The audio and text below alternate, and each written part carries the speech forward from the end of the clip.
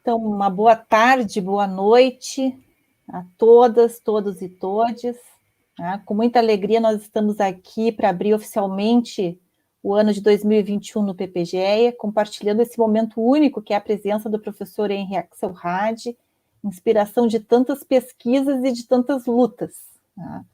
Nós vivemos tempos pandêmicos e, mais do que nunca, é o momento da educação ambiental se expressar de forma contundente na e para além da academia, compartilhando a revolução que nós queremos por um mundo diferente para todos. Então, que esse momento seja mais uma oportunidade de pensarmos e agirmos juntos. Um ótimo evento para todos e muito obrigada mais uma vez, professor Henri. Boa tarde, ou boa noite, a todos.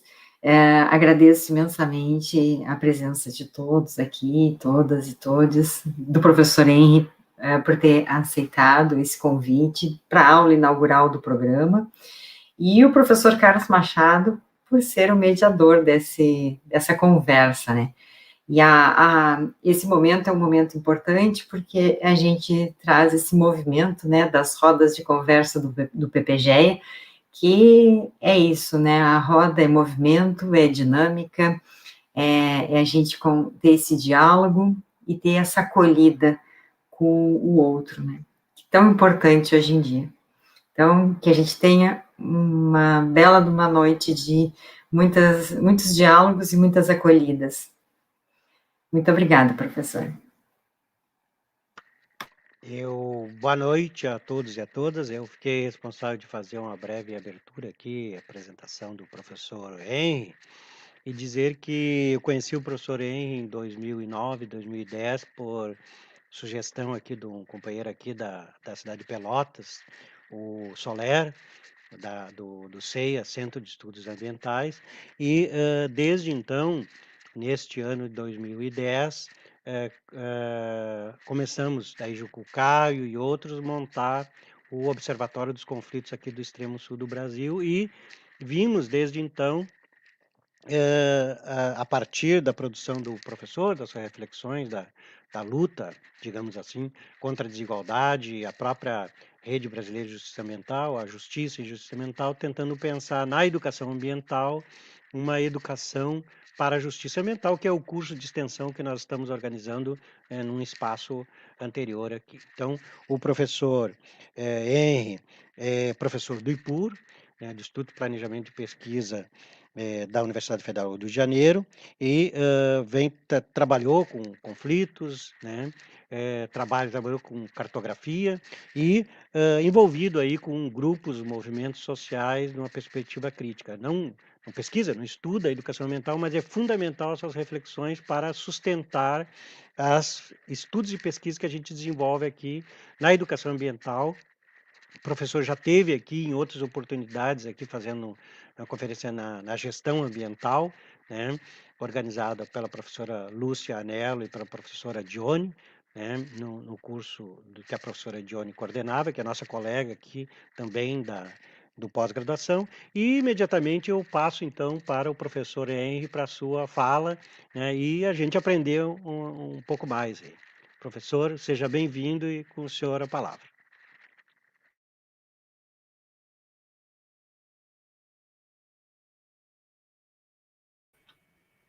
Muito obrigado. Carlos, boa noite a todos e todas. Professora Simone, Luciana e Caio, e todos os demais colegas do PPGEA da Federal do Rio Grande do Sul. Do Rio Grande. Eu pensei em falar a vocês sobre como as ciências humanas são hoje chamadas a se reconfigurar diante do que chamo de uma antipolítica neoextrativista. Ou seja, de uma crescente aproximação lógica que a gente está vendo no nosso país entre o modelo de desenvolvimento neoextrativista e um repertório amplo e variado de práticas autoritárias. As ciências humanas enfrentam hoje um grande desafio. Em condições normais de temperatura e pressão, o trabalho dos cientistas sociais visa alcançar ao menos 2 objetivos básicos. O primeiro é o de problematizar as impressões imediatas que se tem da superfície dos fenômenos, buscando encontrar suas causas mais complexas. O segundo seria de desnaturalizar os fatos sociais, ou seja, considerar que eles não são inevitáveis, que poderiam acontecer de outra forma, seguindo outros caminhos. Como vivemos num momento de instabilidade, de crises superpostas no plano econômico, sanitário e político, estes desafios são certamente elevados ao quadrado. Isso porque, ao lado das incertezas objetivamente experimentadas pelos sujeitos, soma-se hoje, no caso brasileiro, um véu de obscurecimento, né? Produto de ações deliberadas, destinadas a desinformar, a gerar angústia pública e a degradar o sentido das palavras, que são essenciais para o exercício da ação política. O despropósito explícito se infiltra no interior da máquina governamental. O negacionismo com relação aos fatos da ciência, assim como o anti-intelectualismo hostil ao espírito crítico e à pesquisa, confiscam, de alguma maneira, a língua. Fazem com que as palavras, em lugar de serem portadoras da comunicação do espírito, passem a conduzir ameaças e falsidade. A linguagem toma a forma de insulto, sendo usada para justificar assertivas que se anulam mutuamente, para evocar lógicas que refutam a lógica e tentam mudar o passado já documentado. Aqui eu estou até fazendo um empréstimo de uma fala do George Orwell, no 1984, sobre essa língua capturada pelo autoritarismo. Correntemente, o papel das ciências humanas é de construir adequadamente seus objetos, investigar aquilo que nos lança na interrogação, que nos pede reflexão crítica, um enfrentamento com aquilo que parece estar dado. Ela nos solicita a descoberta, a invenção, a criação. Então, retomando autores de referência para o método dessas ciências, em nossas pesquisas, a gente exercita um trabalho de pensamento, de linguagem, para pensar e dizer aquilo que ainda não foi pensado nem dito, né? Quer dizer, procurar compreender objetos que suscitam interrogação como parte de uma ação civilizatória. Ora, na conjuntura aberta com o golpe parlamentar 2016 e a eleição de um governo liberal autoritário em 2018, esse papel precisa se expandir e se duplicar, porque agora se requer das ciências que elas também ajudem a sociedade a identificar e combater a desinformação e os preconceitos que são intencionalmente construídos e disseminados. Ideias descabidas, sem fundamento, propósitos que contrariam as evidências em torno das quais se deveria construir uma vida em comum, se elaborar princípios de justiça, se debater projetos de futuro para o país. Esse papel é, portanto, crucial quando a desinformação e a falsificação dos fatos se tornam instrumentos da ação política, e mais ainda quando viram instrumento da ação política de governo. Então, se, por exemplo, não se reconhece a pandemia como fato, não há debate nem política para enfrentá-la, só desinformação. Quando, em junho de 2020, o Ministério da Saúde deixou de informar o número acumulado de mortes, dizendo pretender manter apenas os dados registrados nas 24 horas anteriores, surgiu um governante que ironizou, cito, basta somar com os dados do dia anterior. Evidentemente que a sua intenção era a de subtrair e não de somar. Então, a desigualdade, a morte em grande escala, as práticas racistas, elas acontecem no mundo real, mas a representação desse mundo pode ser falseada quando se monta um sistema paragovernamental e governamental de desinformação. Então, manipular número de vítimas da epidemia é como declarar guerra contra a população, fazer contra-informação para confundir um inimigo suposto, que é próprio dessa lógica militar que vem cada vez mais ocupando a máquina do Estado. E esse inimigo suposto, no caso, é a própria sociedade brasileira. Quando governantes desqualificam estatísticas sobre desemprego que foram produzidas pela própria máquina pública, no caso do IBGE, quando desqualificam os dados sobre desmatamento, no caso do INPE, e tentam escamotear estatísticas sobre vítimas da pandemia, a defesa da autonomia da ciência vira também defesa das liberdades públicas e da própria democracia. Um outro papel das ciências sociais e humanas é o de desnaturalizar aquilo que é visto como inevitável, mostrar que há causas sociais para fatos sociais. Alega um governante, abro aspas, morrer é o destino de todos. Na verdade, ele está defendendo, assim, que nada se deva fazer para evitar e minorar a mortandade de negros e indígenas, que são os grupos atingidos de forma mais que proporcional pela epidemia. Mas, na verdade, não é o destino que contamina rios e lagoas, que polui o ar, que gera falta de escolas, de creches, de saneamento, equipamento de saúde.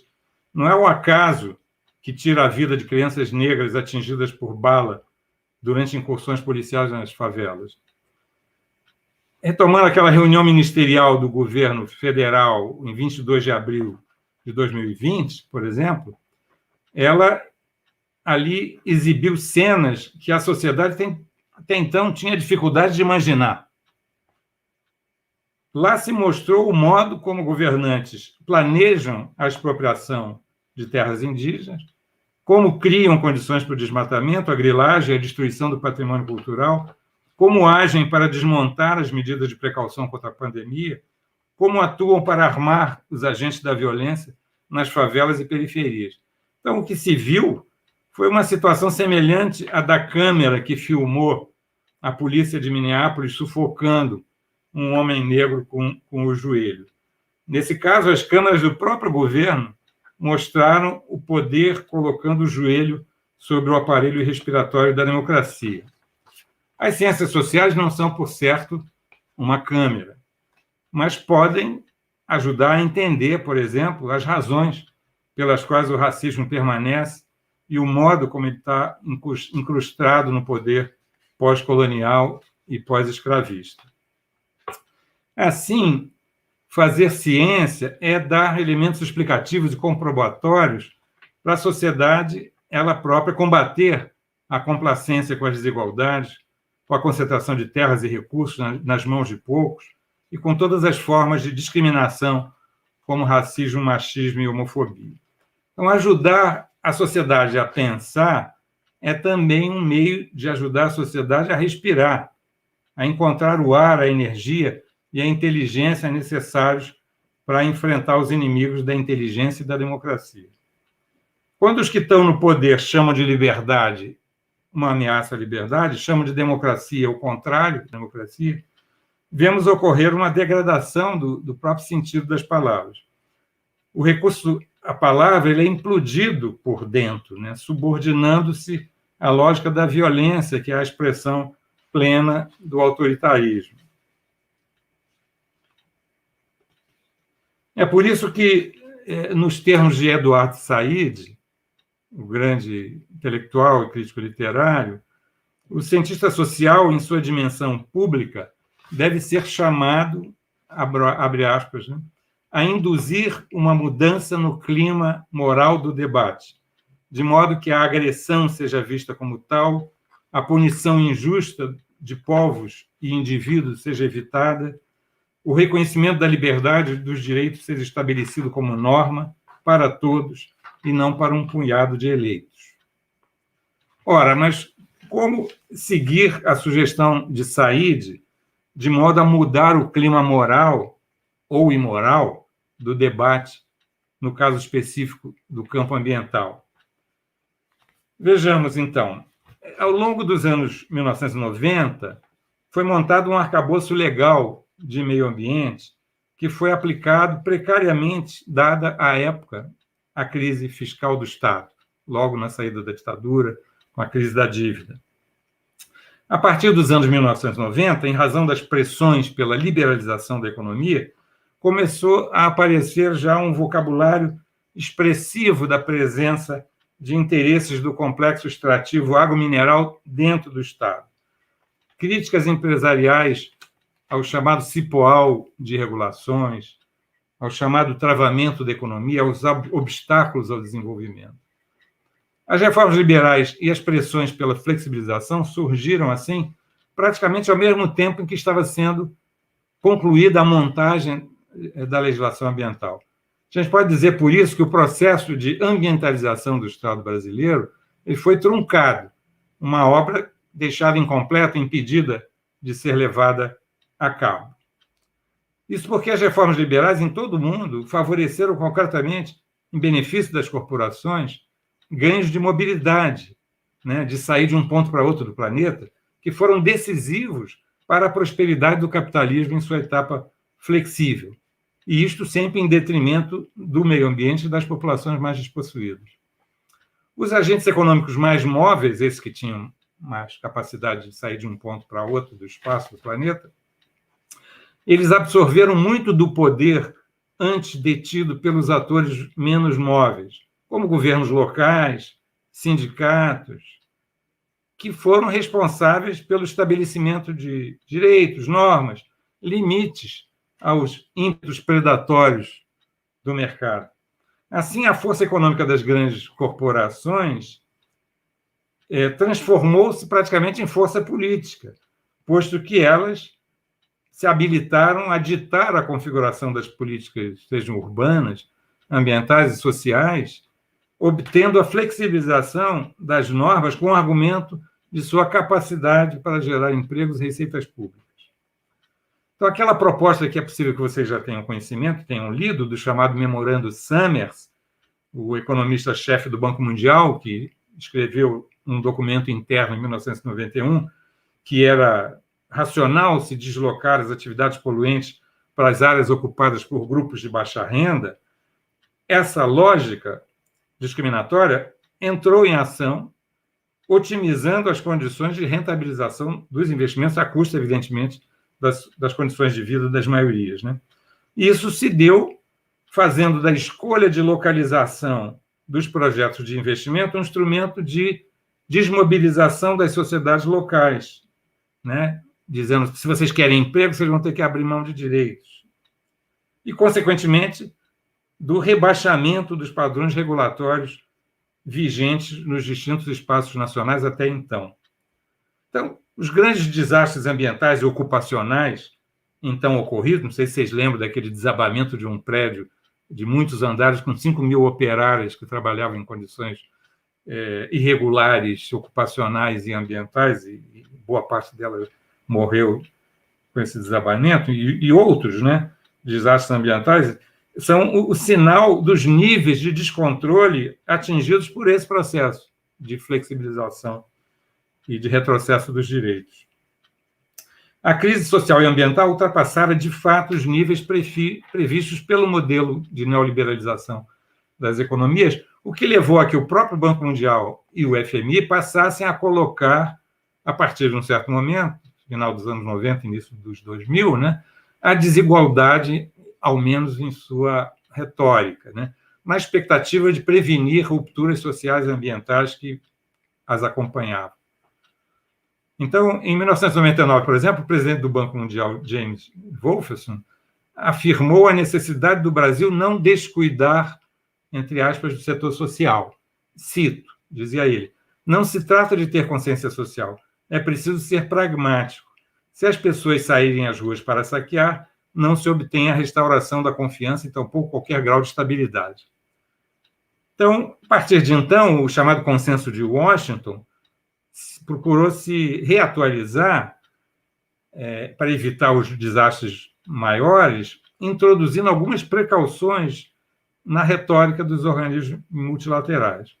Então, as questões sociais e ambientais ganharam espaço, a partir dos anos 2000, nesse âmbito, de modo a prevenir rupturas sociais, seja para também proteger a própria reputação das empresas no mercado internacional. Elas também começaram a adotar uma retórica ambiental e, em algumas delas, de responsabilidade social. Então, a partir dos anos 2000, prevaleceram estratégias ditas de modernização ecológica fraca, né, que associavam o discurso do crescimento econômico ao da conservação ambiental. No Brasil, ele foi emblematicamente representado, por exemplo, pela gestão da Marina Silva. Ora, o que ocorre com a chegada ao poder das forças do liberal autoritarismo? O Estado, apoiado por elites financeiras e agrominerais, passou a promover uma desinstitucionalização das relações salariais e das regulações ambientais.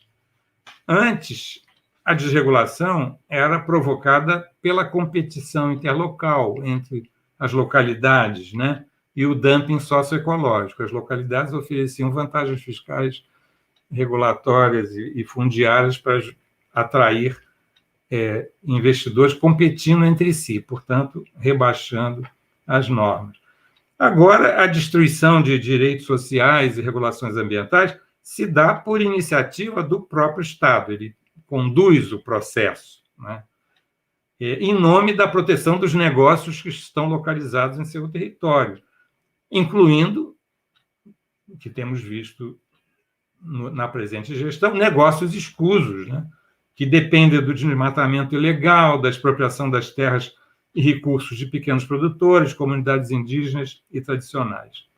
Então, aqueles famosos instrumentos de comando e controle, não sei se vocês tiveram acesso na literatura sobre políticas ambientais, a lógica neoliberal sempre criticava os instrumentos de comando e controle, porque eram regulações que passavam pela órbita política, não estavam subordinadas à dinâmica do próprio mercado, então havia sempre uma preferência por instrumentos de mercado, os mercados de carbono, a atribuição de preços ao que não tinha preço, assim por diante. Mas, de repente, com a dinâmica do liberalismo autoritário no governo, né, os instrumentos de comando e controle são largamente usados internamente ao próprio Estado, só que agora para desmontar a máquina pública de proteção do meio ambiente. A decisão arbitrária de um agente da transgressão colocada no Ministério do Meio Ambiente, ele decide que punição ele dará para os funcionários que respeitam a lei, que prêmio ele vai dar para os transgressores que ele recebe no gabinete, que visita no próprio lugar do crime, né? Assim, a questão ambiental ou sua negação torna-se central nessa afirmação do neoextrativismo autoritário. Isso porque tem se observado uma espécie de afinidade eletiva entre o modelo de desenvolvimento neoextrativista, a saber, primário exportador em sua fase financeirizada, e o autoritarismo. Mas por que haveria essa convergência entre neoextrativismo e práticas autoritárias? Eu sugeriria que é porque o rentismo, esse tipo de ganho pela posse de um determinado bem, e não pela criação de valor, né? É porque o rentismo baseia seus ganhos justamente no controle da propriedade e nos recursos dependentes deste controle. Não por acaso, no último Dia do Trabalhador, o governo explicitou mais uma vez sua indisposição a desapropriar terras onde vigore o trabalho escravo. No modelo neoextrativista, o que os poderosos buscam evitar, por sua vez, é que movimentos sociais territorializados, quer dizer, inscritos no território, venham atrapalhar o acesso das grandes empresas às fontes de recursos e à fluidez da circulação das mercadorias. As comunidades locais são, por essa razão, consideradas interferências, entre aspas, pelos estudos de impacto ambiental para os grandes projetos de mineração, de hidrelétrica, etc., são interferências na rede de infraestrutura e fluxos em direção aos portos exportadores. Quer dizer, esses estudos da duplicação da estrada de ferro Carajás foram identificadas centenas de interferências, né? A pré-existência de comunidades que ali vivem, que serão ou deslocadas compulsoriamente ou serão cortadas ao meio e inviabilizadas na sua integralidade de vida, ou porque vão começar a sofrer acidentes enormes, além da destruição de recursos ambientais na área de localização dessas comunidades, né? Então, os grupos que estão no poder buscam, assim, proteger o monopólio sobre os espaços de extração, seja de minério, seja de fertilidade dos solos e fontes de água, no caso do agronegócio, e a fluidez do trânsito das mercadorias nas redes logísticas, sejam as estradas, oleodutos e assim por diante. Então, a lógica autoritária das práticas, que já vinha sendo expresso nas próprias tecnologias políticas dos grandes projetos, das grandes corporações em suas áreas de implantação, ele parece estar se infiltrando cada vez mais, quase naturalmente, dentro do próprio Estado. O projeto era de retirar ou neutralizar as interferências do caminho. É algo como, por exemplo, hoje a FUNAI persegue as lideranças indígenas porque estão fazendo críticas ao abandono das comunidades indígenas diante da pandemia, ou mesmo práticas discriminatórias que a direção da FUNAI exerce sobre as comunidades indígenas em lugar de cumprir o seu papel constitucional.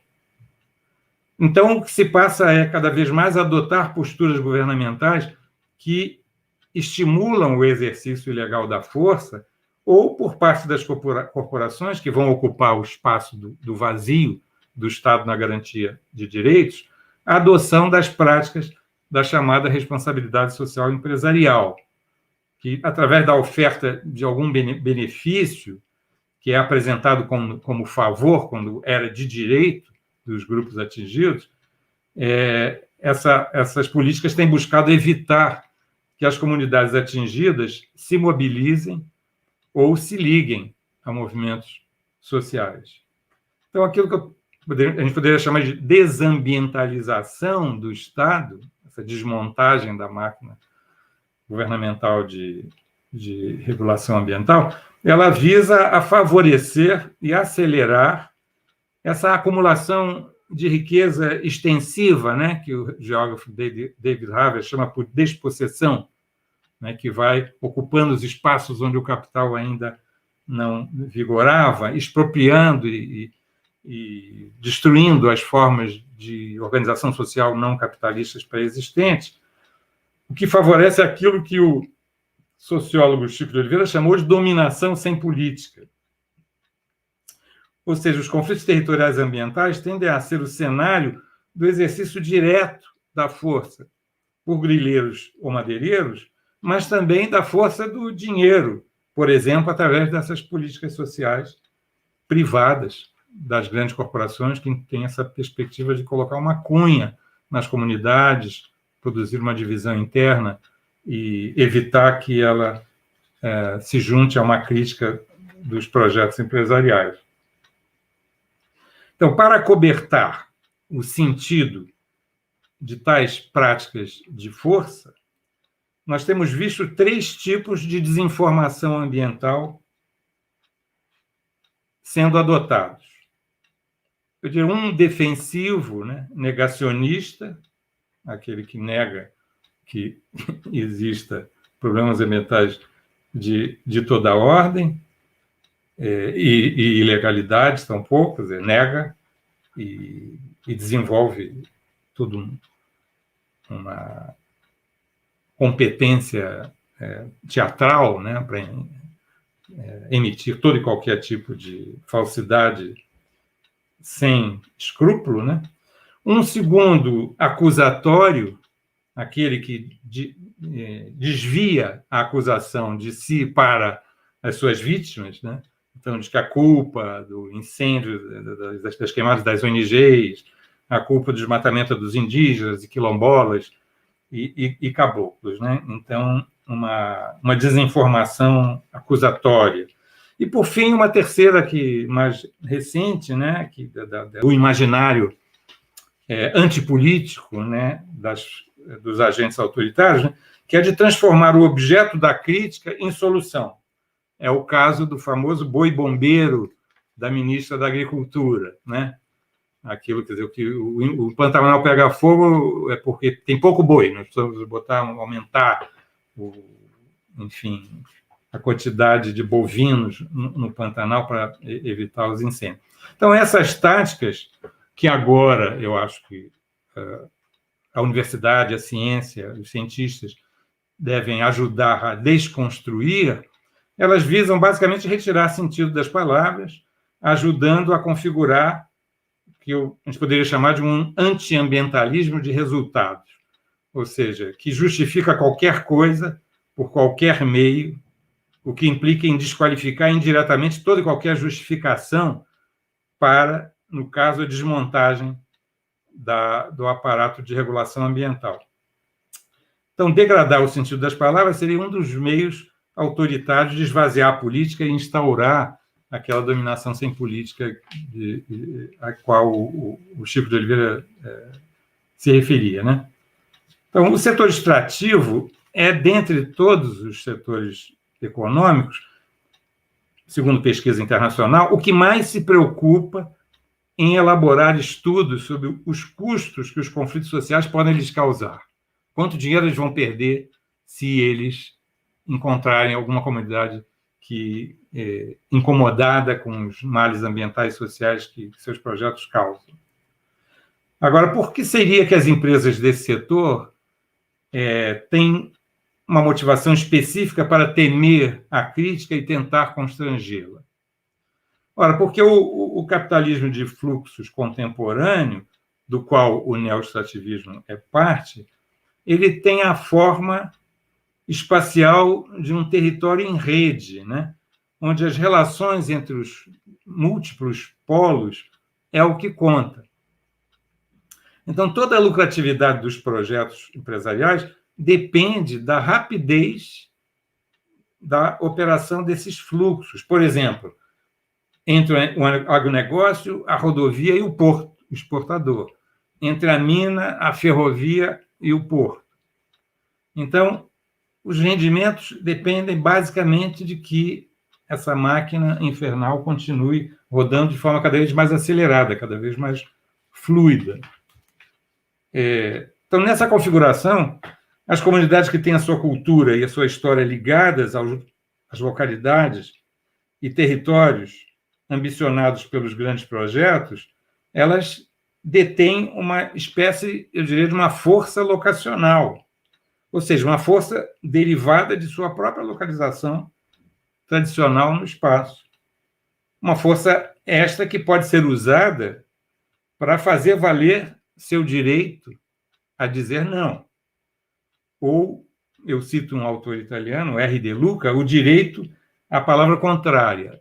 Esse autor escreveu todo um livro sobre o direito que ele não abre mão de resistir a um grande projeto ferroviário planejado para a Europa, entre a França e a Itália, e esse direito à palavra contrária não se deve abdicar dele, diz o R. De Luca.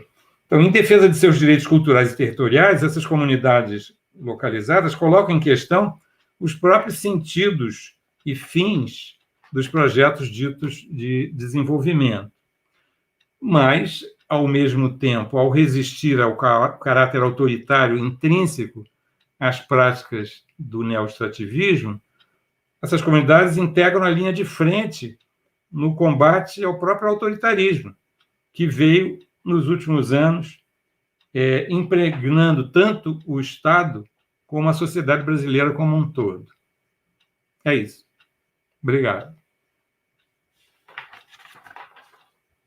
Bem, muito obrigado, professor.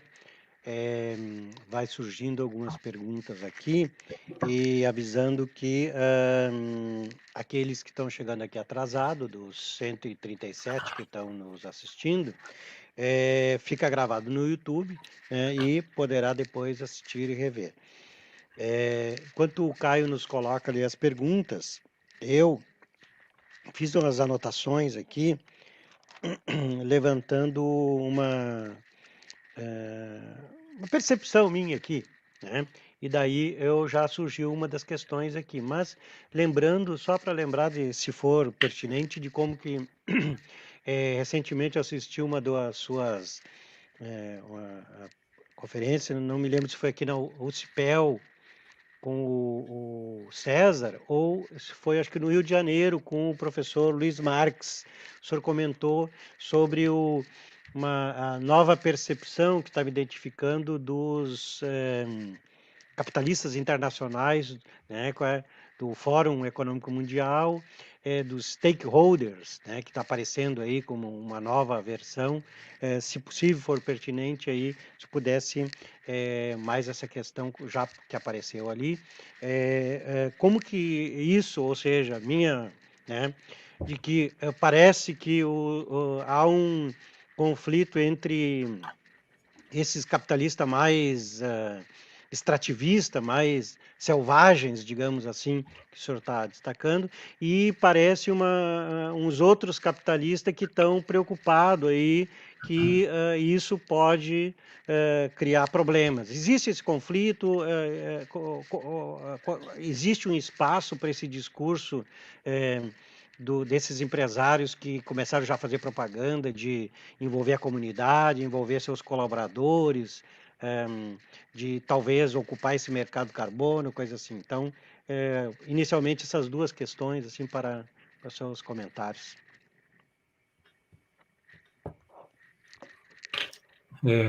Eu falo? Tá. Sim, talvez alguns de vocês tenham podido acompanhar nessa última reunião do Fórum Econômico Mundial de Davos, que produziu, acho que em julho de 2020, um relatório, e nesse relatório o presidente do fórum, o representante lá, não é uma instância, é uma instância de articulação de negócios e de construção de imagem, né? Mas, então, a imagem que ele procurou disseminar a partir daquele encontro de grandes capitalistas, né? De que, ante as críticas que o capitalismo vinha recebendo no plano internacional, no âmbito da mudança climática, né? Como sendo responsável por processos indesejáveis e por não ter reagido suficientemente, etc. No ano de 2019, né, tinha havido uma mobilização mais visível, né, no plano internacional. Então, eles primeiro estavam entrando nessa discussão das mudanças climáticas, mas também foram defrontados com a própria pandemia, em julho de 2020. Né? Então, essa carta de declaração do encontro, né, de 2020 falava do que eles chamam de um grande reinício.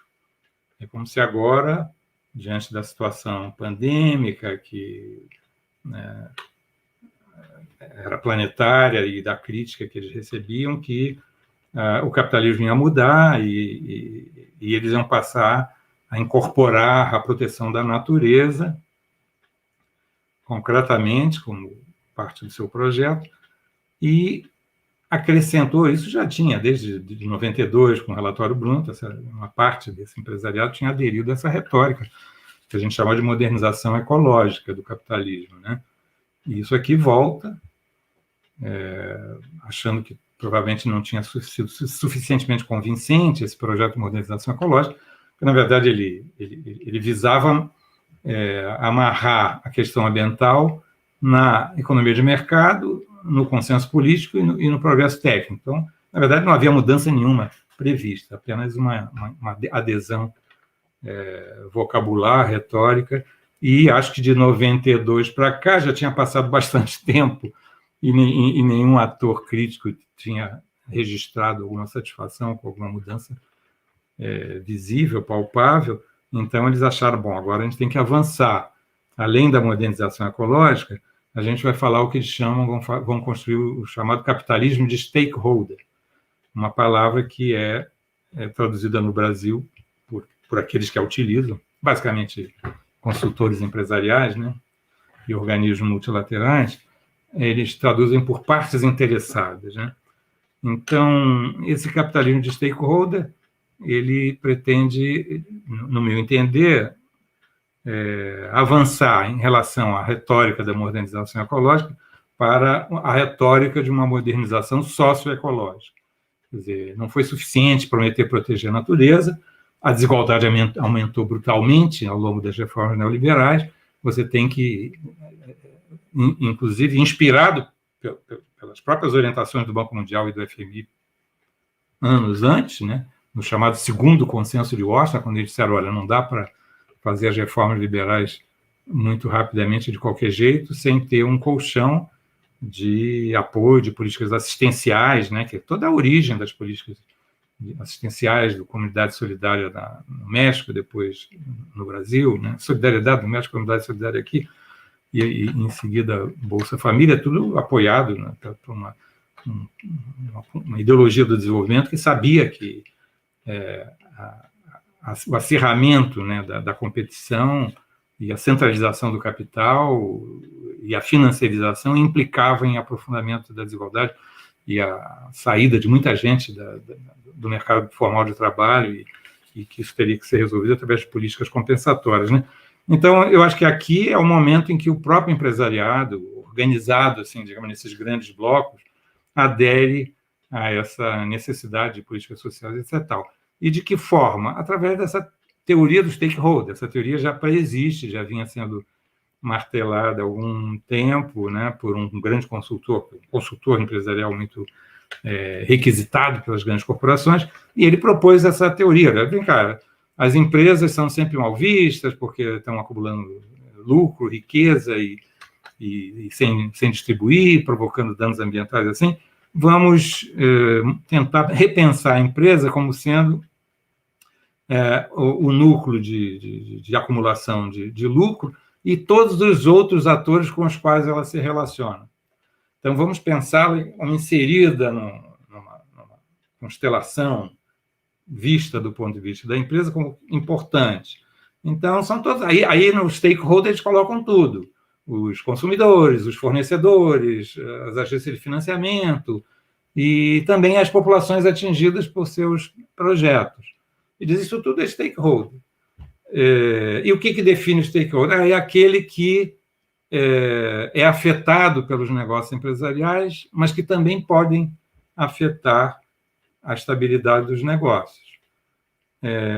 Então, quando a gente vai ler os textos dos especialistas em mapeamento de stakeholder, porque as grandes corporações começaram a fazer esse exercício de mapear stakeholder. E diz assim, tudo bem, tem o nosso banco ali que nos financia, tem aqui o nosso gerente, que também é um cara importante para os negócios, que ele tem capacidade de afetar os negócios da própria empresa, mas, na verdade, esses aí a gente coloca numa árvore, sei lá, num gráfico, né, num diagrama, mas o que a gente vai acompanhar de fato, fazendo o que eles chamam de um mapeamento de proximidade, são aqueles que podem criar problema para as empresas, né?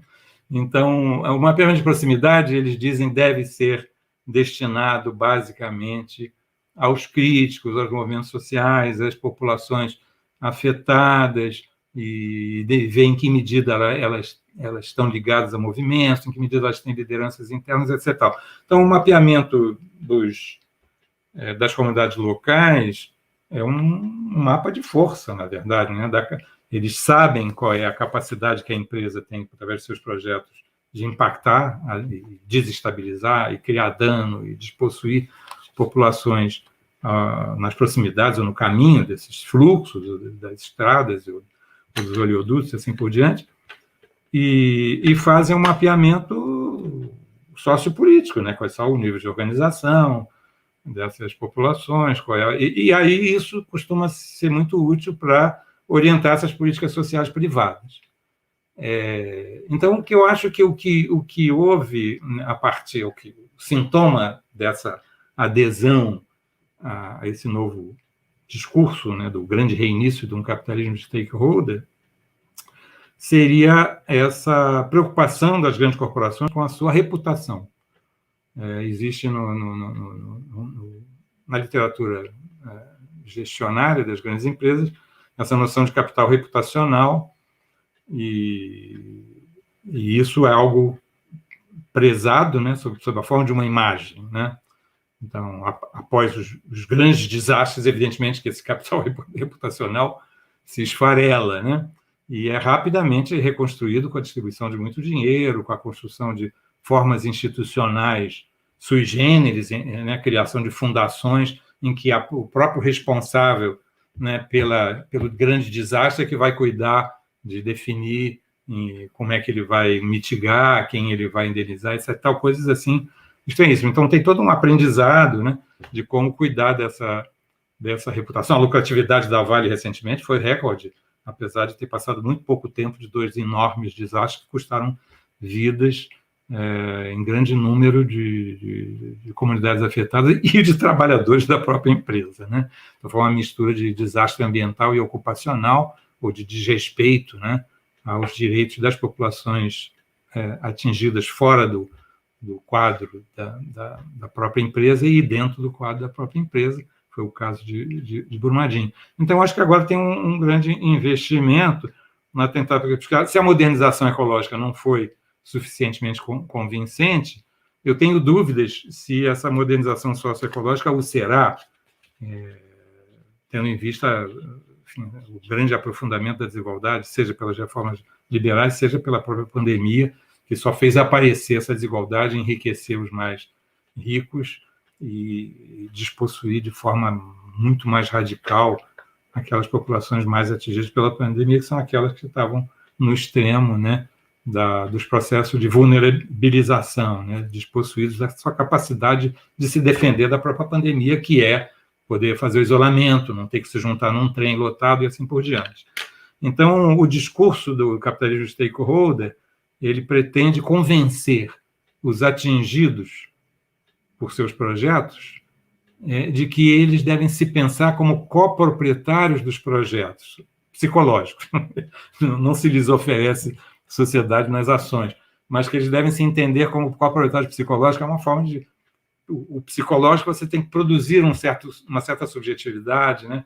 Capturar a simpatia dessas populações, obter o consentimento através da aplicação de alguns poucos recursos retirados da enorme lucratividade que provém do fato do neoextrativismo obter rendimento justamente do acesso praticamente gratuito, digamos assim, posto que a ocupação de áreas, terras públicas e expropriações, etc. Mesmo que o grande negócio modernizado não seja ele o agente da ilegalidade, que é o que eles dizem que não são, né? Existe uma articulação lógica entre esses dois blocos de interesses, né? Aqueles que aderiram à retórica da modernização ecológica e que não querem ser pegos trabalhando junto com desmatamento ilegal, etc. Embora não escondam que fizeram adotar de forma acelerada e absolutamente desregulada centenas de agrotóxicos proibidos no mundo inteiro, que vão causar mal à saúde da população através do alimento e dos trabalhadores que entram em contato diretamente com esses venenos, né? Então, essa dimensão da modernização ecológica não atingiu o padrão químico, né, e transgênico da grande propriedade exportadora, primária exportadora. Essa é muita propaganda para dizer que a produtividade é altíssima, que alimenta o mundo, etc., tal, com esses 400 novos agrotóxicos, antes já tinha não sei quantos antes, né? Então, acho que esses dois blocos, eu acho difícil dizer que eles estão em conflito, né? Eu ainda não vi esse conflito, né? Esse conflito, por exemplo, teria por sintoma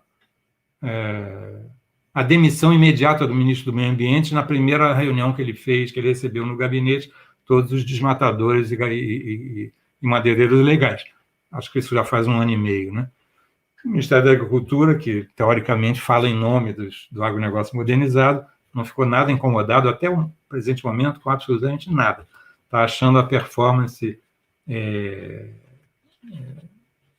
de comediante do Ministério do Meio Ambiente na Comissão de Meio Ambiente. Isso está com uma armadilha muito bem montada, né, com a presidente da Comissão de Meio Ambiente. É uma peça dessa máquina destrutiva. O ministro chega lá botando banca e no próprio lugar da Câmara, né, de Deputados, e a ministra da Agricultura está comemorando os recordes e assim, tá. Então não tem conflito, mas há sérios indícios de que a performance desse cidadão, desse agente de negócios ilegais, sugere que há uma articulação lógica. Articulação lógica, dizendo, na área desmatada pelo madeireiro ilegal, que retira, tem toda uma sequência que as pesquisas já mostraram, retira a madeira de grande valor com aquele correntão, depois derruba tudo para valorizar a terra grilada e vender de forma mais valorizada, através do assalto cartorial, de uma produção também engenhosa de documentos fundiários, né? Muito bacana, professor. Eu me lembrei do seu capitalismo, capital reputacional da Adidas nos últimos dias, se explicando que a sua representante aqui no Brasil participou da reunião com o Bolsonaro. Nós temos 2 perguntas, essa do quais estratégias devemos ter para lutar por justiça ambiental dentro desse governo genocida autoritário, e uma outra do Samuel, nosso doutorando aqui, podemos relacionar a antipolítica extrativista com a teoria da dependência desenvolvida por Rui Mauro Marini na década de 60 e 70. As 2 questões que surgiram aí para seus comentários. Uhum. E aqui um complemento da pergunta do Samuel. Bom, as estratégias, eu acho que vocês já... a minha fala, eu acrescentei, né, uma novidade àquilo que a gente já tinha uma certa noção. O que eu acrescentei é que há um desafio para desmontar a desinformação, né? Então, acho que esse é o desafio novo. A antipolítica ela tem a ver justamente com esse fato, né, de que a palavra já vai perdendo significado, e a violência ocupa a palavra até por dentro, né, enquanto como um complemento ao exercício da violência direta nas áreas mais afastadas, menos expostas na esfera pública, né? Que é o que aconteceu agora recentemente, com a ocupação do Sindicato dos Trabalhadores Rurais de Santarém e outras violências que... então, tem esse esforço, né, que cabe, em parte, também à academia, né, que tem mais acesso à informação, mais acesso a dado, mais acesso a um método de checagem, ou de desconstrução ou de fundamentação de dados. Acho que isso faz parte, e a gente tem que buscar todas as frentes em que esse confronto entre informação e desinformação esteja se dando. E, voltando para a experiência anterior, quer dizer, todo o debate sobre desigualdade ambiental já tinha se pautado naquela lógica do Robert Buller, né, quando ele dizia que, enquanto todos os males ambientais puderem ser transferidos para as costas, para as localidades, para os espaços de existência, de moradia e trabalho dos mais despossuídos, nada vai mudar. Quer dizer, o modelo ia se reproduzir igual a si próprio, né, com a sua matriz energética, com a concentração de terras, de recursos, com a transgenia e a agrotoxicidade e assim por diante, enquanto quem pagar, né, os custos dessa lucratividade foram os mais despossuídos, aqueles que têm menos acesso à esfera pública, que são menos ouvidos nos processos decisórios, né?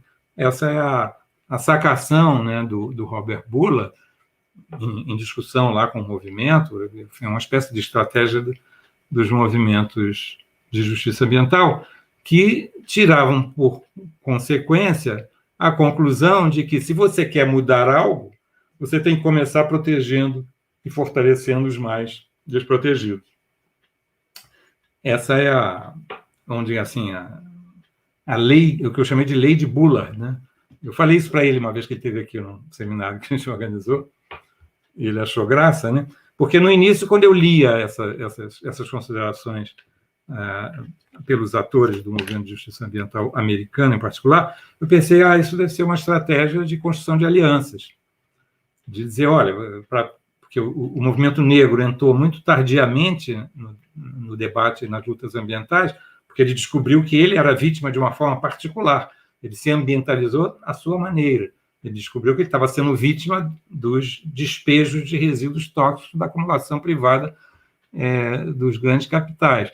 E até então, as lutas ambientais, as 10 grandes entidades ambientalistas americanas, nos Estados Unidos, elas falavam de proteção das florestas, de proteção do clima, né? E de poluição atmosférica e tal. As próprias entidades diziam, a gente nunca pensou isso como direito, a gente achava que era uma coisa comum a todo o planeta, etc. E tal. Não tinha muito a ver com o exercício de direitos, era uma solução tecnológica, né? Quando nasce o movimento de justiça ambiental nos Estados Unidos, a partir do movimento negro, eles começam a falar de desigualdade. Eu falei, mas isso é injusto. Nós estamos sendo punidos pelos benefícios de alguns poucos grandes beneficiários, né, da produção de lucro, né? Então, isso é uma questão de direitos. Aí eles teve uma mudança em ambas as partes, né? O movimento negro passou a descobrir que a questão ambiental lhe dizia a respeito, sim, à sua maneira, né? Cada um percebe por um lado, dá um sentido a essa questão, e as 10 grandes ambientalistas descobriram que elas tinham que abrir espaço para as populações que eram vítimas, discriminadamente vítimas preferenciais da poluição por resíduos de material contaminado. Então, essas agendas foram se articulando de alguma maneira.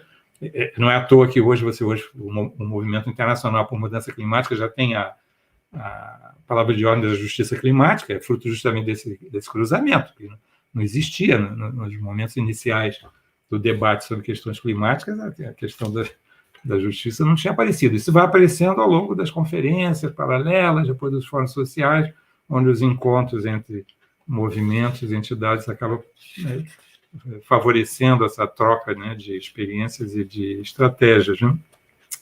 Mas eu, na primeira leitura do material, pensei, inteligente, vocês estão dizendo, olha, vocês estão querendo mudar a matriz energética, substituir o petróleo, nunca vai haver mudança nenhuma, porque só quem está pagando o preço disso, né, dos efeitos da mudança climática, quem é que morre com um evento climático extremo? O caso do furacão Katrina, 2005, era translúcido, a cor das vítimas era clara, né? Era escura, né? Mas, então, essa discussão ela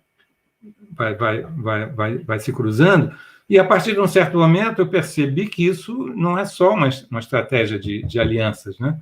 Mas de fato, uma explicação analiticamente pertinente. Cada vez mais eu tenho adotado essa lei de Bullard como uma explicação para a ausência de decisões efetivas que levem a alguma mudança nos padrões técnicos ou locacionais do capitalismo, né? Aí vai surgir a discussão agora do novo Green New Deal, né?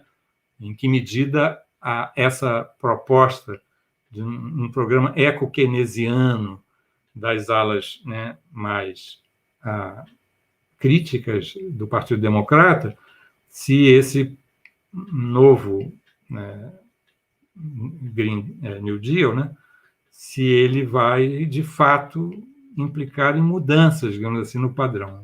Isso a gente pode discutir mais adiante, né? Aí temos que acompanhar que é essa mudança meramente retórica do Fórum Econômico Mundial já está clara, mas o sentido da mudança proposta pelas alas ecológicas do Partido Democrata ainda tem que ser avaliadas. E elas serão concretas se houver, de fato, a abdicação de lucratividade de práticas poluentes, ambientalmente danosas e condenadas, e elas serem abandonadas para sua substituição por práticas cuja lucratividade é menor, por razões ambientais. Se isso acontecer, né, aí é isso que até agora não aconteceu, que não houve jamais sempre a mudança, a modernização ecológica sempre se deu no plano da retórica ou da invenção de novos expedientes para produzir dinheiro, quer dizer, ganhar dinheiro com a questão ambiental, mercado de carbono, assim por diante.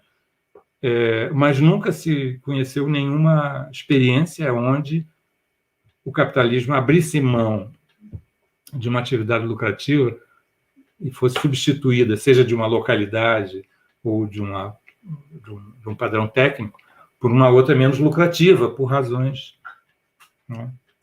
Essa é a pergunta que eu faria para a gente acompanhar o caso do Green New Deal do Biden. Professor, surgiram mais umas perguntas, mas só um comentário de quão, vamos dizer assim, ilustrativo e visionário o livro que o senhor escreveu e a Cecília e o Gustavo, o que é a justiça ambiental. É extremamente útil para o ponto de partida, digamos assim, para o pessoal aqui da educação ambiental que está assistindo. Surgiu uma pergunta aqui, 3, que eu vou fazer uma pequena síntese.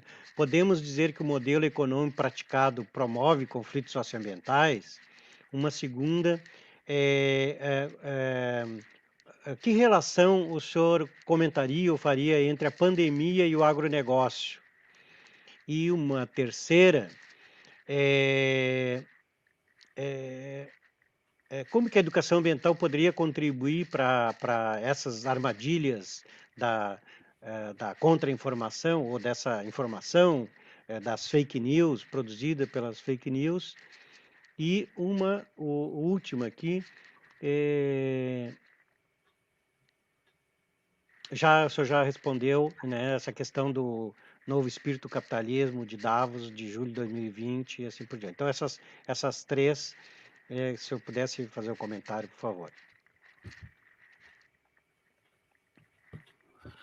Antes, só também, eu não mencionei na pergunta anterior, né, sobre a teoria do Rimald Marini. Eu diria que a gente ainda tem que trabalhar melhor, né, o que caracterizaria, digamos, essa reprimarização da economia brasileira, que justificaria essa terminologia do neoextrativismo, né?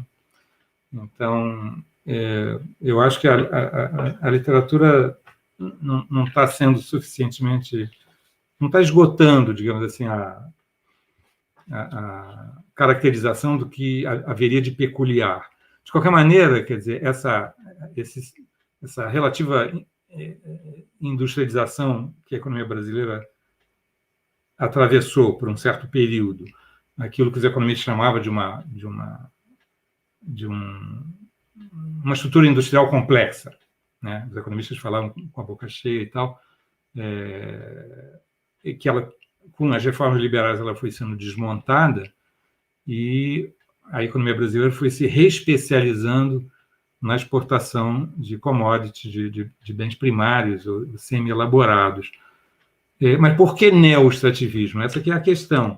Esse novo momento internacional da economia mundial, ele teria como diferencial o fato de que as finanças passam a prevalecer.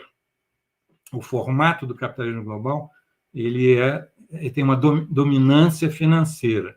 Então, essa seria a diferença que eu acho que talvez no período da análise do Rimald Marini isso não estava ainda presente. Então, o que se tem que aprofundar é esse casamento entre a especialização em exportação de bens primários, essa nova divisão do trabalho, essa inserção internacional da economia brasileira como exportador de bens primários, mas associada a uma financiarização muito forte. E, portanto, os interesses aí se cruzam, né? Os interesses rentistas, né? Que praticamente os grandes exportadores de commodities também são rentistas, feito os bancos. Então, essa acho que seria a pista que eu acho que a gente tem que aprofundar para caracterizar a especificidade do que justifica o neo-extrativismo em relação aos períodos anteriores, pré-industrialização das periferias do capitalismo, né? Agora, se esse modelo... Bom, aquele negócio, eu acho que a cada tipo de desenvolvimento você tem um padrão, uma modalidade de conflitos que se configura. Então, você tinha os conflitos próprios do desenvolvimentismo autoritário durante a ditadura, depois esses conflitos do período neoliberal, em função desse.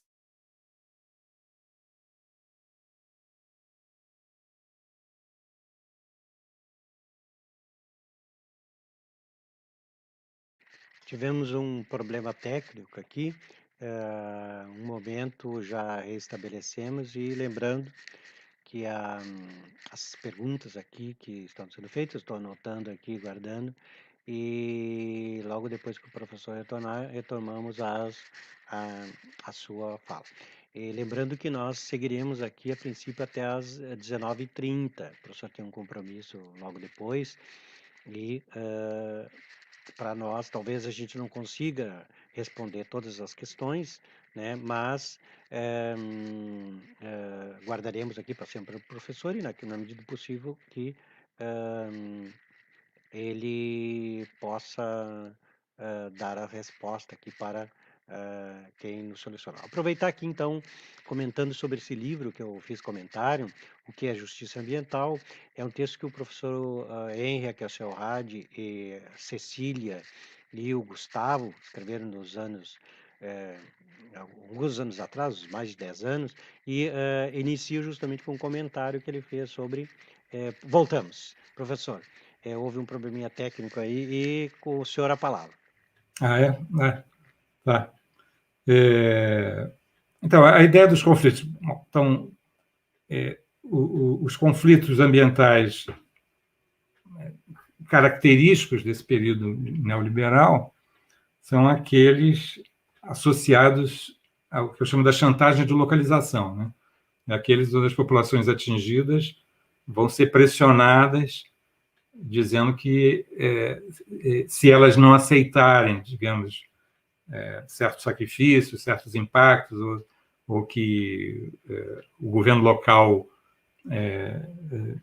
aceite flexibilizar certas normas, os negócios, a criação de empregos não irá para aquela localidade.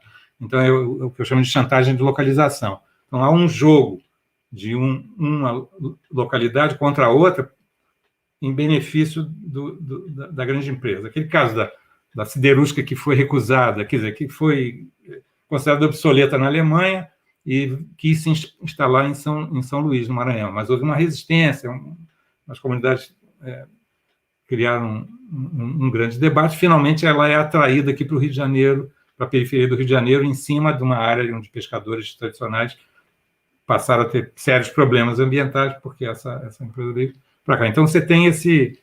E aí o governo local diz, não, mas nós conseguimos não sei quantos empregos e tal, e os pescadores ficam prejudicados, até que 6 anos depois há uma grande explosão, como essa tecnologia já era sabidamente obsoleta, e aí sai na grande imprensa, e há uma crítica, de fato, quem sabe, não é? Acabaram vendendo a tal da empresa, né? Mas foi um conflito. Então, esse é o perfil. Agora, com o governo autoritário, esse casamento entre o liberalismo, que continua vigorando, né? Quanto mais desemprego, mais vai haver a possibilidade de que os grandes capitais exerçam, né, uma pressão pelo consentimento das populações a aceitarem projetos que em outras circunstâncias não seriam aceitos, que no primeiro mundo não seria aceito, que segundo as normas da Nova Zelândia certamente não seriam aceitos. Então, você tem essa combinação entre os conflitos ambientais associados à força a pressão dos grandes capitais pela desregulação, e, por outro lado, o autoritarismo, que você tem essa sinalização do governo para que os transgressores possam desrespeitar as leis, e não só solicitar, pela pressão econômica do dinheiro, que os governos locais flexibilizem as leis. As leis podem ser transgredidas, os fiscais serão punidos, né? Os superintendentes serão substituídos. Então, de dentro do Estado, acho que tem um outro padrão de conflito, que é fruto da liberdade que é oferecida pelos agentes governamentais para que aqueles cujos negócios dependem da expropriação dos mais despossuídos possam seguir adiante, possam invadir os sindicatos, possam desmatar a área indígena, né? Possam garimpar na área Yanomami e ainda receber. Eu me lembro que eu vi um programa de jornalismo francês que acompanhou uma missão do Ministério da Defesa no território Yanomami. Acho que era um ministro, um general que foi entrevistado, dizendo: olha, ministro, general, Estado-Maior, não sei o que era o cara. Mas deve estar na internet, acho que eu vou ter que procurar essa cena para poder citar, né? Então, a jornalista acompanhou o voo e disse assim: mas nós passando por cima de umas áreas enormes das terras Yanomami ocupadas por garimpeiros. Não era para se fazer alguma coisa? Não é a nossa missão. A nossa missão foi para trazer água para os índios. Isso já era em período de pandemia. Provavelmente estavam trazendo cloroquina, não sei. Mas ele disse que não tinha nada com aquilo, não. Depois eu soube pela imprensa que parece que eles vacinaram os garimpeiros que estavam ocupando irregularmente a terra Yanomami, né? Então, aí, é óbvio, né, os conflitos eles são de várias ordens, e o que nos cabe, digamos assim, aí entraria a questão da educação ambiental, é que em período autoritário a esfera pública fica, em parte, comprometida, seja porque, né, os despossuídos não têm acesso a ela, seja porque ela passa a ser bombardeada por falsificações, né? Então, é uma outra característica de qualquer período onde nós temos visto formas, digamos, variantes, digamos, do fechamento completo da esfera pública durante a ditadura, né? Que a imprensa podia dizer apenas uma parte das coisas que estavam acontecendo. Aqui, quer dizer, em vez de você exercer a censura na grande imprensa, você vai constrangendo certos atores críticos. Essa perseguição absolutamente inconstitucional e contrária ao regimento funcional da FUNAI, né, é de um desplante impressionante. Mas é que não vão abrir mão de qualquer disparate para constranger, para não deixar fazer com que o debate democrático aconteça e que as denúncias surjam, né? Então, no caso dos índios, evidentemente, é a sensibilidade que tem a imagem internacional, com essa hipótese de que o acordo da União Europeia, o Mercosul e tal, que tão cedo não vai acontecer, certamente, ainda mais depois de perseguirem as lideranças indígenas. Não ia acontecer antes, porque tudo já se sabia por lá, né? O Raoni andou por lá fazendo bastante coisa. E agora, com a perseguição, essa reputação vai cair mais ainda, né? Sim, é isso, né? Assim, pandemia e agronegócio, você tem esses textos do Rob Wallace, parece que saíram traduzidos em português, né? Mas já há uma pista, né, da relação entre o surgimento desse tipo de vírus mais resistente e mais rapidamente reproduzido e a destruição do habitat de animais, né? Enfim, das matas, né? Nesse caso, a hipótese do morcego, ou outro, etc. Mas essa ideia, né, que surgiu logo no debate, essa relação do desmatamento na Amazônia com a possibilidade de que novos vírus apareçam. Então, essa história da destruição do habitat de uma fauna selvagem e a diversificação e a força dos vírus que aparecem está na pauta, né?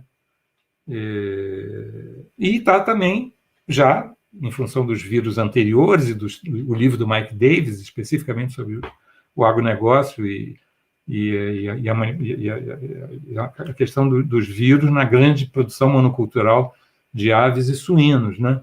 Então, você teve a gripe aviária e a gripe suína em função dessa homogeneização de uma determinada espécie com uma alta dose de inoculação de hormônios e antibióticos e assim por diante. Então, essa microbiota, né, ela é absolutamente transformada de uma forma que o capitalismo nunca pretendeu e nem tem condições institucionais de controlar, né? Aquilo que eu escrevi num artigo no boletim da Unpox, que é a microbiologia cega do capitalismo, né?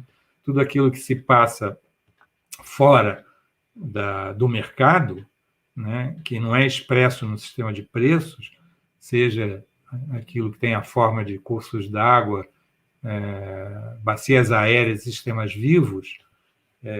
O sistema vivo não enquanto propriedade, mas enquanto essa circulação do vivo para além do controle da mercadoria, estrito senso, regulado pelos preços. Isso aí é a definição, melhor definição, eu diria, sociologicamente do meio ambiente, é esse espaço externo ao mercado, onde as práticas espaciais exercem impactos umas sobre as outras, mediadas pelos sistemas vivos. Passamos a descobrir que entre os sistemas vivos existe essa coisinha chamada vírus, que pode incomodar, né? E a água e o ar, e a atmosfera. É isso. Uma última questão aqui, talvez surja alguma, mas combinei aqui, enquanto o senhor tinha caído, avisando o pessoal que nós íamos até às 19h30, né, que choveu as perguntas aqui, fizemos uma síntese. E só um comentário aqui que nós conversamos outra oportunidade, inclusive tem uma da perseguição dos pesquisadores que o senhor comentou, da professora aqui do Rio de Janeiro mesmo, que fez o mapeamento dos venenos, do agronegócio, né, que teve que fugir do país devido à perseguição aí desse setor. Uma pergunta como é que o senhor enxerga ou vê os programas de educação ambiental para o cumprimento das condicionantes ambientais de licença de operação de grandes empreendimentos? Essa pergunta, assim, né, mas eu adendaria mais uma parte, nas suas pesquisas, nas suas reflexões, de como que a educação ambiental é muito utilizada por essas empresas destruidoras, né? Ou seja, as empresas utilizam a educação ambiental também como parte da sua retórica para justificar os seus empreendimentos, né? E nós estamos num dilema, porque nós estamos num programa de educação ambiental e, de certa maneira, muitos dos que estudam, pesquisa aqui, acabam amanhã, talvez, pulando para o outro lado, se já não estão no outro lado, digamos, né? Então, adendando um aspecto dessa pergunta feita pela uma jovem aqui sobre os programas de educação ambiental e os condicionantes e licenças. A pergunta anterior, desculpe, qual era? Sim, sobre a perseguição. Isso.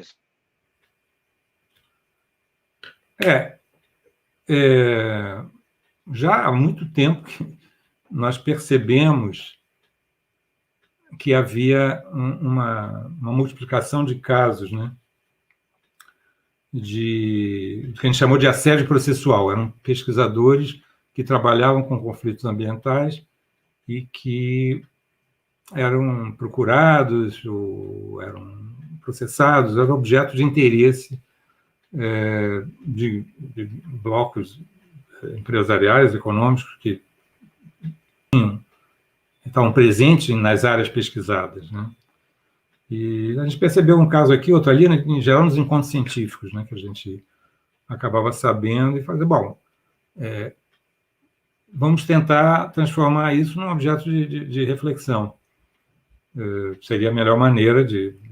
Então, a primeira observação que a gente fez é que não havia uma epidemia, isso foi por volta de 2011. Então, a gente sempre começou a abrir esse debate a gente dizia que não havia uma epidemia de casos, mas era um certo número que sugeria que poderia ser do interesse, digamos, da própria pesquisa, para saber como é que acontece, que é uma das dimensões dos conflitos ambientais seriam os estudos que são feitos sobre eles e a possibilidade que eles tenham de favorecer, né, o debate democrático e, eventualmente, a construção de direitos e tal. Essa ideia de que a história dos direitos é a história dos conflitos, quer dizer, foi a partir dos diferentes tipos de conflitos sociais que as sociedades foram trabalhando sobre eles, né, e senão você estaria trabalhando até hoje 16 horas de jornada de trabalho, né? Mas, quer dizer, tirando o próprio trabalho escravo, mas o tamanho da jornada ele foi sendo discutido dentro mesmo do mesmo sistema. É um processo onde os direitos surgem em função dos conflitos, né? E já mais ou menos nós temos visto isso recentemente. Então, a questão ambiental nasce num certo momento, né? Ela podia estar já presente séculos no nascimento do capitalismo, mas ela não estava na esfera pública, não havia sido formulada como um problema, né, público e sob a forma de um conflito. A mesma coisa das questões de gênero, desde cedo as mulheres começaram a lutar, e tem as primeiras sufragistas e assim por diante, e a gente foi vendo um movimento de mulheres se diversificando, crescendo, descobrindo campos nos quais os seus direitos... Eu ri muito hoje, parece que teve uma primeira sessão da CPI da pandemia, né?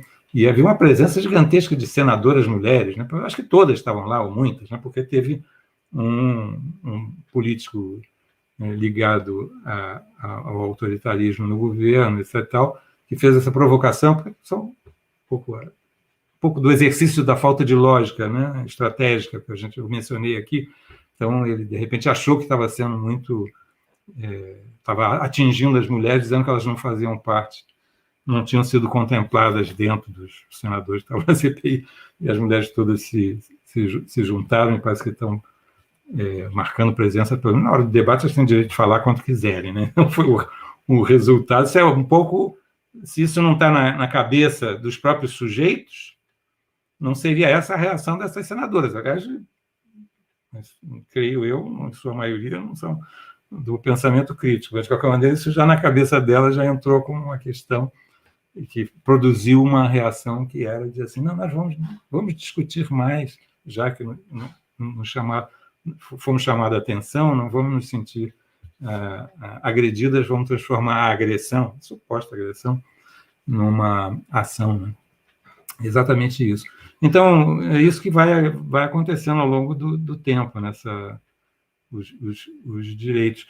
E então, vamos estudar essa parte dos conflitos ambientais, que é a liberdade de pesquisa, a liberdade acadêmica, alguma coisa está acontecendo. E fizemos, a partir dos casos, não tinha, acho que 18 casos naquela ocasião, e discutimos, e a gente tinha uma disciplina no IPUR nessa época, a gente criou uma disciplina chamada Ciência, Incerteza e Poder.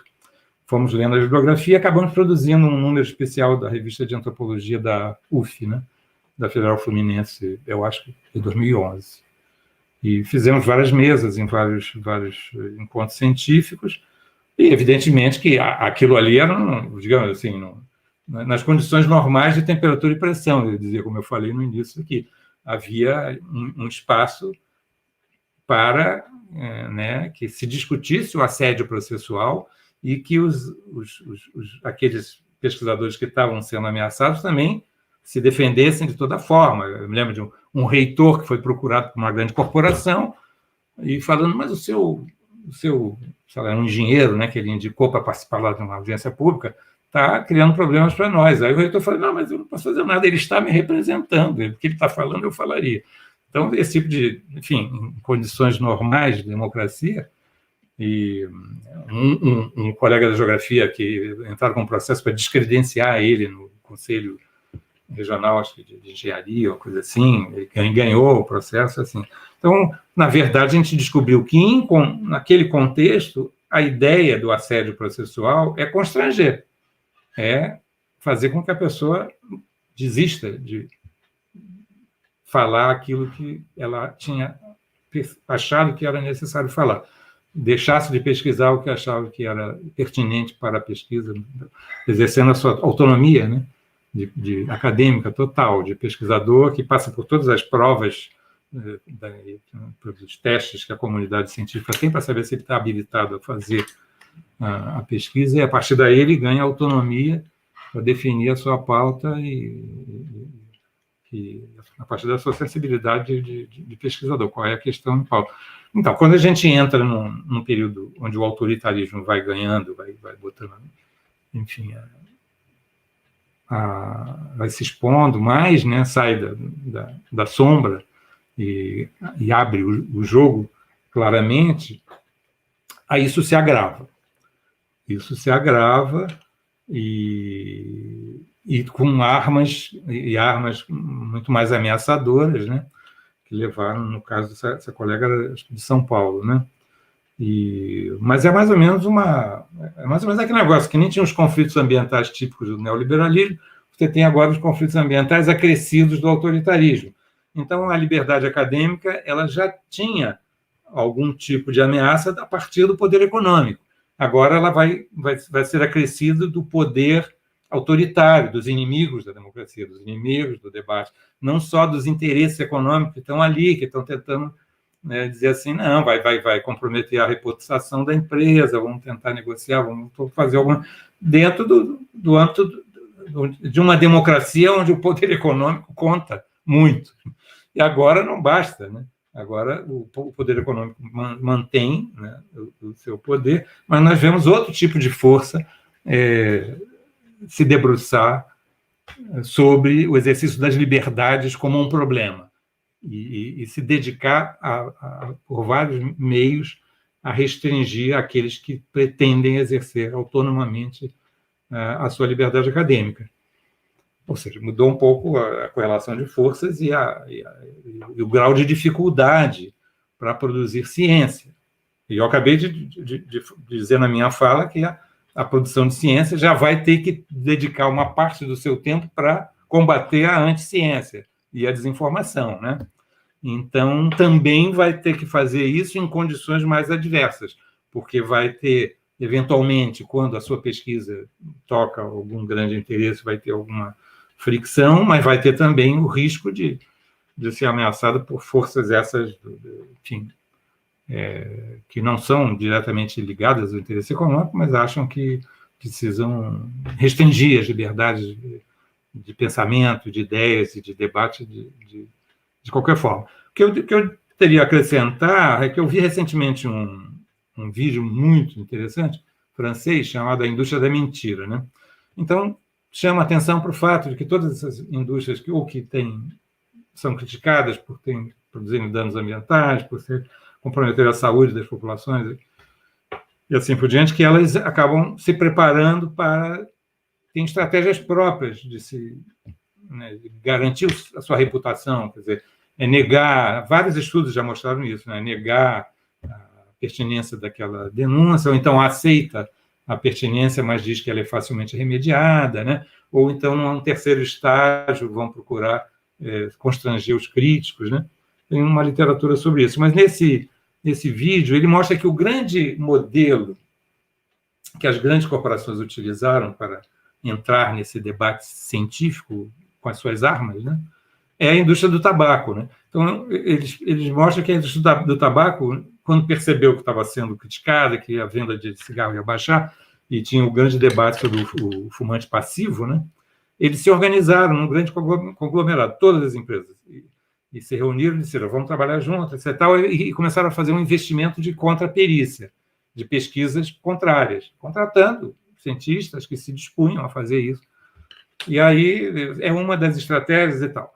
E foram anos e anos até que, finalmente, todos esses documentos, por causa de uma espécie de CPI nos Estados Unidos, uma comissão do Congresso americano, ela recebeu pelo correio milhões de documentos copiados do acervo secreto dessas grandes corporações do tabaco. E a partir daí, enfim, esse acervo, parece que são 92 milhões de documentos, ocupam salas enormes de uma universidade americana, servindo de material de pesquisa, porque todos os passos adotados por essas empresas estão ali explicitados. Isso mostra, portanto, que esse debate, né, bom, esse foi um final feliz do ponto de vista de que a esfera pública, a sociedade, teve acesso, né, à informação mais completa, né, sobre o que se passa nos bastidores, digamos, dos processos técnicos e as suas implicações para a saúde, para a vida das pessoas e do planeta, né? Então, eu acho que em todos esses campos há esse conflito em torno da transparência. Então, esse vai ser sempre parte do conflito ambiental, o conflito pela transparência e, a partir daí, os atores tirarem as suas conclusões. Por exemplo, aquele vídeo da reunião ministerial de abril do ano passado, como um material educativo, né? As pessoas que aderem, digamos assim, ao autoritarismo, eles aderem a um governo que funcione dessa maneira. Evidentemente.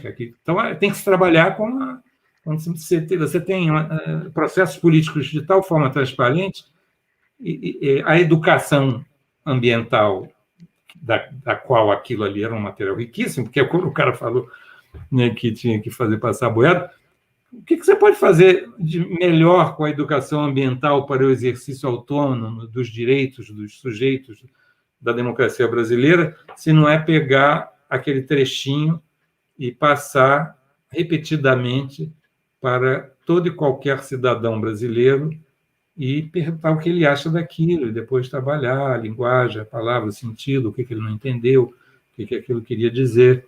Eu acho que aquele momento foi um momento revolucionário na história da educação ambiental brasileira.